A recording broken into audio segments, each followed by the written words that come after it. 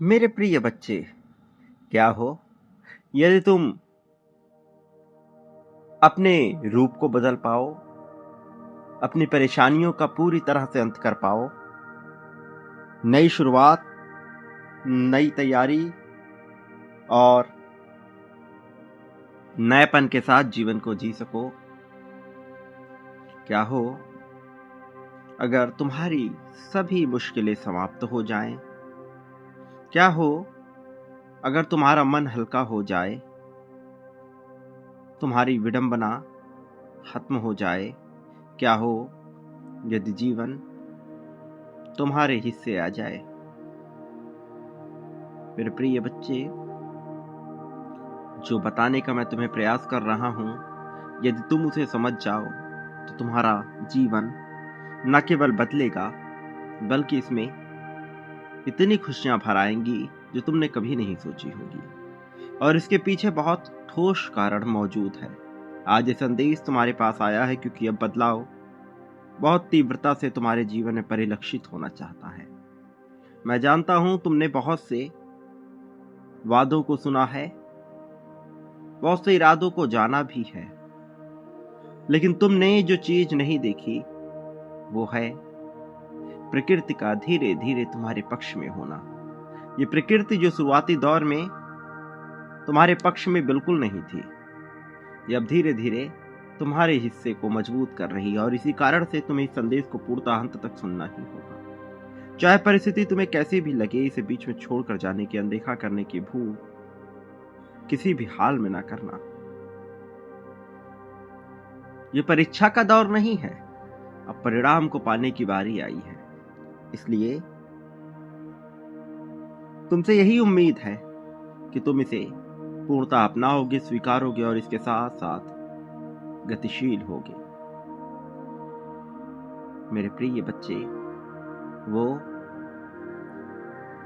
जो वास्तव में तुम्हारे लिए सब कुछ बदलने को तैयार है, वो जो वास्तव में तुम्हारे जीवन में खुशियां भरना चाहता है, एक ऐसा दिव्य फरिश्ता है जो तुम्हारे जीवन में जीवंत रूप में मौजूद रहा। उसे खुद भी भान नहीं रहा, कभी ज्ञान नहीं रहा इस बात का, किंतु उसने अनेक प्रार्थनाएं की तुम्हारी प्रगतिशील होने की। लेकिन जीवन का सत्य यह है कि तुम इसमें स्वतः ही अकेले आगे बढ़ोगे। एक बार तुम आगे बढ़ गए, फिर तुम्हारी नीयत ये तय करेगी कि दूसरे कैसे आगे बढ़ते हैं, और तुम्हारी नीयत तय करेगी कि तुम्हारी नियति उसे बरकरार रखेगी या नहीं। अभी तुम्हारे हिस्से जो आ रहा है वो जीत का एक ऐसा क्रम है जो तुम्हारी सारी कहानी को नया रूप देने वाला है। इस दुनिया में जो सबसे ज्यादा असर करता है वो कभी दिखाई नहीं देता। तुम हवा को नहीं देखते, लेकिन वही हवा सांस बनती है। तुम गुरुत्व को नहीं देखते, लेकिन वही गुरुत्व तुम्हें गिरने से रोकता है। और वैसे ही एक चीज और है जो तुम्हें हर दिन आगे या पीछे खिसकाती है, वो है तुम्हारी अदृश्य सहमति। हर घटना से भी पहले तुम भीतर ही भीतर किसी बात के लिए हाँ कह चुके होते हो। डर से पहले तुम डर को अनुमति देते हो, कमी से पहले तुम कमी का मान लेते हो, और चमत्कार से पहले तुम चुपचाप संभावना को स्वीकार करते हो। ये सत्य है। सत्य यह है कि धन आने से पहले तुम धन को सहमति देते हो। तुम स्वीकार करते हो, तुम सोचने लगते हो, मानने लगते हो कि तुम योग्य हो, तुम मानने लगते हो कि तुम्हें मिलना चाहिए, और फिर वह घटित हो जाता है एक पल में, एक क्षण में, जैसे कभी वह तुमसे दूर था ही नहीं। यही रहस्य है मेरे प्रिय। लोग कहते हैं मेरे साथ ऐसा क्यों होता है, लेकिन सच्चाई क्या है? सच्चाई तो यह है कि तुम्हारे साथ वही होता है जिसे तुम्हारी चेतना असंभव नहीं मानती। वास्तव में जो चीजें तुम असंभव मानते हो, जिस गाड़ी को, जिस घर को तुम अभी अपने लिए असंभव मान रहे हो, भले ही तुम उसे देखते हो, चाहते हो, लेकिन तुम्हारा मन अभी जिसे संभव नहीं मान रहा है, वास्तव में वो संभव होता भी नहीं है। मेरे प्रिय बच्चे, जो तुम्हारा मन संभव मान लेता है, फिर वह वास्तव में हो जाता है। मेरे प्रिय, जब तुम्हें लगता है कि जीवन सिर्फ संघर्ष है, तो जीवन अपनी पूरी ताकत से तुम्हें सही साबित करेगा और तुम्हारे जीवन में संघर्ष ही संघर्ष भरता चला जाएगा। अगर तुम्हें लगता है कि सब कुछ संभव है, तो जीवन थोड़ा रुकता है और रास्ता बदल देता है और तुम्हें वो सब दिलाने का प्रयास करता है जिसे तुम संभव मानते हो। एक-एक करके वो क्रम को बढ़ाता है। भले ही इसमें समय लगा, लेकिन तुम अब उस क्रम पे पहुंच गए हो जहां से तुम्हें पाना ही है। ये कोई कल्पना नहीं, ये जीवन की प्रतिक्रिया है। यही से ही जीवन चलता है मेरे प्रिय। तुम्हें कभी ये सिखाया नहीं गया कि जीवन तुम्हें सुनता नहीं, वास्तव में जीवन तुम्हें पढ़ता है। तुम क्या कहते हो इससे ज्यादा मायने रखता है कि तुम क्या मानते हो, तुम क्या सोचते हो। तुम जो मानते हो वह घटित होगा मेरे प्रिय। तुम ऊंची बात कह सकते हो, लेकिन अगर भीतर तुम्हारे डर बैठा है, तुम उस ऊंची बात को संभव नहीं मान रहे हो, तो जीवन डर का ही उत्तर देगा। वो तुम्हारी ऊंची कही हुई बात को परिणाम में नहीं झलकाएगा। यही कारण है कि कुछ लोग कम बोलते हैं, लेकिन उनका जीवन अलग दिशा में बहता है, क्योंकि वो भीतर अनुमति बदल देते हैं। जिस दिन तुम यह अनुमति वापस ले लेते हो, मुझे सीमित रहना है, मुझे कम पर समझौता करना है, मुझे डर के हिसाब से जीना है, उसी दिन कुछ अजीब घटता है, क्योंकि अब तुमने अनुमति वापस ले ली।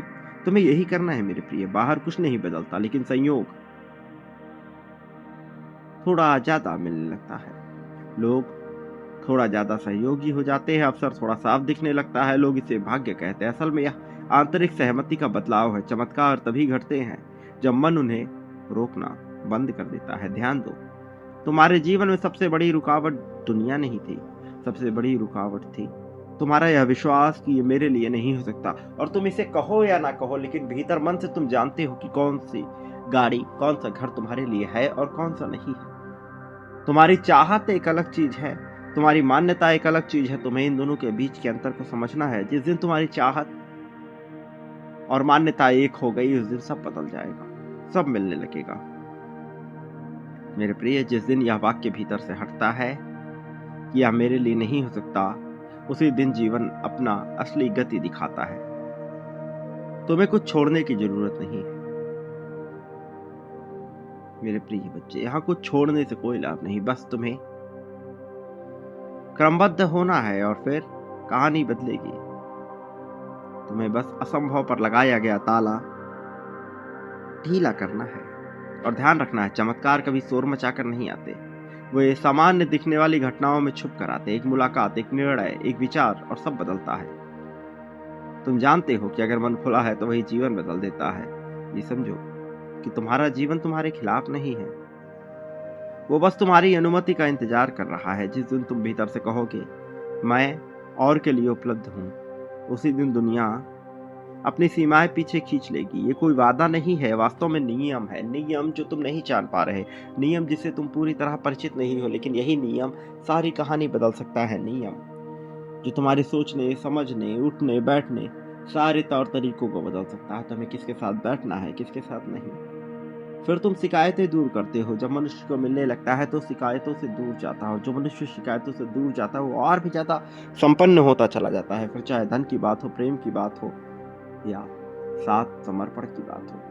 मेरे प्रिय बच्चे, तुम इन सब को समाहित करके विजेता की तरह बढ़ने वाले मनुष्य हो। तुम्हारे इससे इतनी खुशियां आने वाली है जो तुमने जीवन में कभी नहीं सोचा होगा। लेकिन तुम्हें याद रखना होगा, इस संसार में सब कुछ मिलता है जब तुम बांटते हो मेरे प्रिय। खासकर तब जब तुम परमेश्वर का हाथ हो। तो जब तुम बांटते हो तो तुम्हारा हाथ भी दैवीय हो जाता है और एक के बदले अनेक मिलने लगते हैं मेरे प्रिय बच्चे। तुम्हें बांटना है इसी पल में, बड़ी संख्या और मात्रा में आभार व्यक्त करते हुए। संख्या 51,000 लिखकर आभार अवश्य व्यक्त करना मेरे प्रिय, और बांटने की प्रक्रिया प्रारंभ करो। इसी क्रम में चलो। मेरे आने वाले संदेशों की प्रतीक्षा करना। मैं अवश्य आऊंगा तुम्हारा मार्गदर्शन करने, तुम्हें जीत दिलाने, जीत की राह में तुम्हें सर्वाधिक ऊंचाई तक लेकर जाने के लिए मेरे प्रिय बच्चे। सदा सुखी रहो, खुशियां बांटो, तुम्हारा कल्याण हो, प्रगति हो, उन्नति हो, उत्थान हो, तरक्की हो। ये समय तुम्हारा है और इसमें अपनी जीत की पुष्टि करो। संख्या 11,11 लिखकर अपनी जीत की पुष्टि करो। देखो कैसे चमत्कार होता है। तुम्हारा कल्याण निश्चित है मेरे प्रिय बच्चे। कहानी नई लिखी जा रही है मेरे प्रिय बच्चे।